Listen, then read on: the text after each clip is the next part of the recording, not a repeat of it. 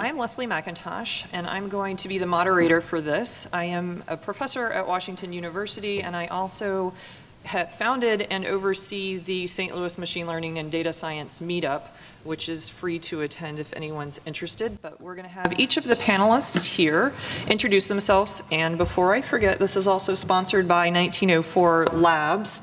And we had a slide, but everybody should have in their possession one of these big and fast data maturity models that we're going to go over during this session. So. Hello, I'm Cliff Gilmore. Up until recently, I was the practice director for data engineering at 1904 Labs. I have recently joined Confluent, which is the company behind Apache Kafka. I would best describe myself as an architect. I help design modern data architectures and platforms for solving today's business problems and so forth.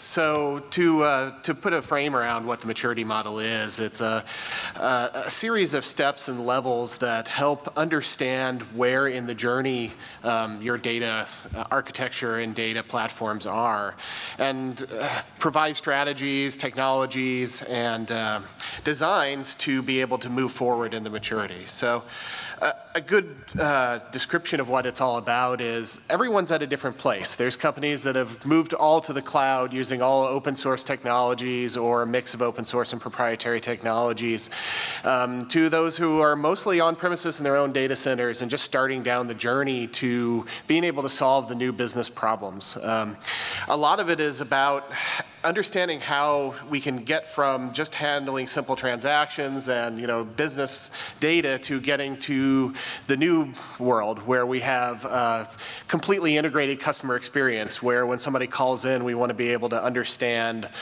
everything about their interactions with my business, every touch point, every customer service call, every purchase, and put analytics and put understanding around that. And in order to get to that journey, there's a lot of different steps that are required. There's everything from the cultural change, which is the old way of doing data where we have a bunch of silos with applications built just to solve a single business problem, has to go away. We can't build modern capabilities around that environment. We need to be able to bring data together, expose it to different lines of businesses so that they can enrich their applications that they're developing to solve these problems. Everything from the Internet of Things, which is just huge volumes and velocities, to when somebody's on the app for my business, I want to be able to understand who they are, where they've been, what they've bought, what they're likely to buy, and we have to be able to do that quickly. So, the last few years has been all about the buzz of big data, right? What are the insights we can find in the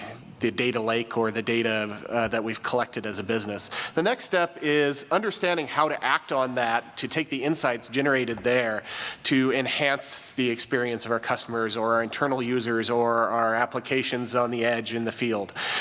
So the maturity model takes you through the different steps and some components of what that architecture looks like to start down that journey or to pick up that journey where you are and become a data innovator, right? So it's not everyone's need to be Google or Uber or Facebook or LinkedIn, but there's different steps on that level, and getting to that point would be the goal of any industry that's being disrupted by one of those companies.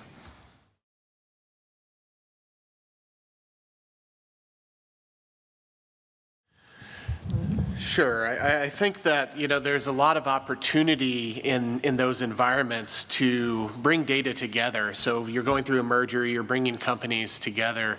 There's an opportunity that's kind of unique there, which is often there's a high barrier to entry of building a new system, replacing an existing architecture, onboarding new data sets in a way that are accessible through the organization. Then now that environment is going to give you an opportunity to do that because you can either double your technical debt of the two organizations or multiply it, which is probably more common, or you can decide that, hey, this is the opportunity, we're going to have the finances to combine these systems. Let's design something that's future-proof, is going to solve today's problems, tomorrow's problems from a data perspective as a foundation for your combined business.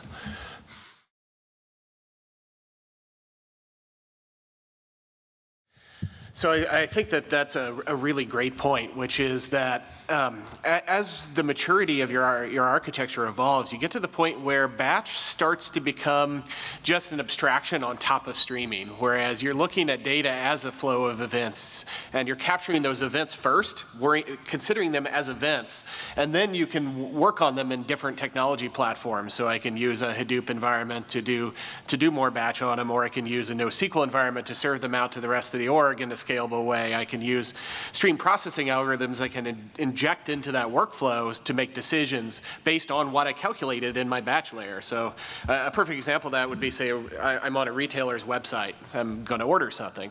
Well, they're not only looking at your past history, the past history of people like you, serving that information out to their stream processing engine in a way that says this person is very likely to buy these items, but let's also look at their last 5 clicks on the website so we know what context to do. And let's look at their location, and maybe it's snowing in their city, so maybe I should put snow gear on there if I'm selling apparel.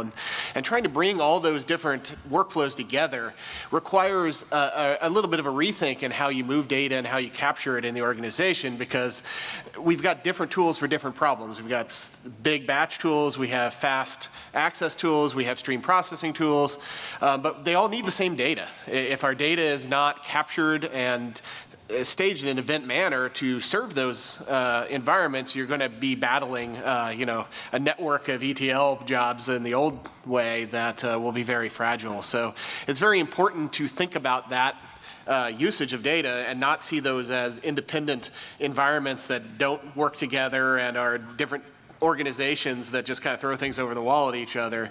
It becomes very important to think about that entire workflow of data and how it gets mixed together when you design your next generation systems, and think about how to build out those capabilities both on top of what you already have and incrementally improve on that. And that ties back into the maturity model, which is, first we have to crawl before we run. So let's expose our data really quickly. Let's start playing with some early stream processing and isolation, and then start tying it into our systems and creating services to expose it and so forth. It's a journey to get to that point where we've mixed big and fast and stream processing and random access all together with the same view of the same data, with all the insight and data science that's been enriching that information.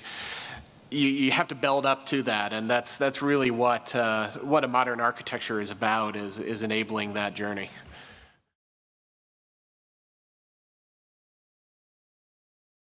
In terms of developing your talent, it's a few different ways of looking at it. One is people learn by doing. So providing the opportunity and the environment for engineers to get a problem and find a way to solve it in a reasonable manner and not be told the how of to do it will help develop their skills internally. It allows them to go out and do the research, join the community, go to meetups, talk to other practitioners doing it, and it allows the talent to develop more organically. Because from what I've seen is there's not going to be a huge base of people with these technologies under their belt today. I mean, it's just the nature of the Midwest. It's the nature of the West Coast is kind of pulling everyone in that's in this space. So it really is about empowering your people to have the opportunity to get their hands on with these technologies and fail fast with them. Rapidly iterate over the problems they're trying to solve, and then go out and share that information with the community. So here's what we learned, here's what worked, here's what didn't, so that they can get together with other like-minded people. Also, it's a great way to show that it's an interesting place to work, because if your engineers or your architects are out there talking about the problems they're solving, obviously there's data they can't share, but they can talk about the technology challenges. It allows that kind of self-recruiting effect to take hold, because engineers really are motivated by challenge, or at least the ones I know that are building these platforms are motivated by challenge, and it really is about empowering them to solve the problems with the right tools, and not telling them the how. It's telling them what, and letting them run with it.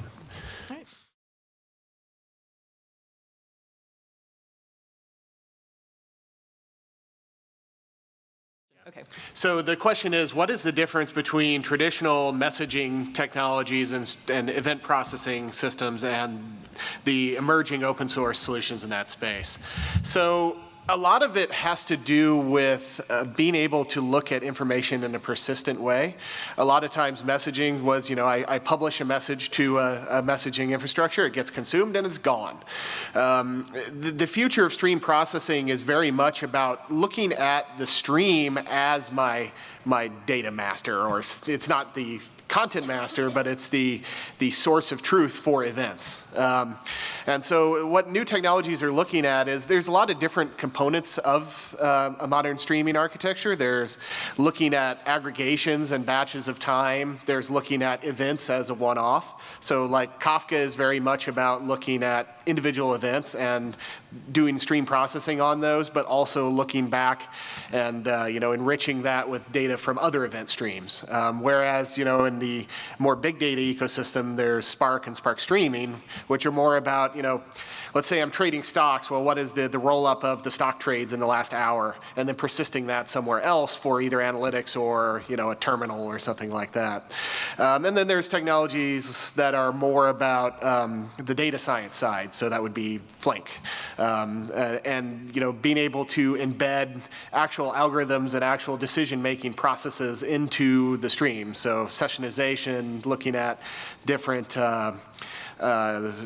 dimensions of the data as it flows through. But really the core principle of today versus the past is eventing was just a way for data to get from one place to another in the past. Now the event is the source. So the actual events are what we operate on, what we process, and so forth. Thank you. All right, I'll take one from this side. Yes. Yeah, for anybody.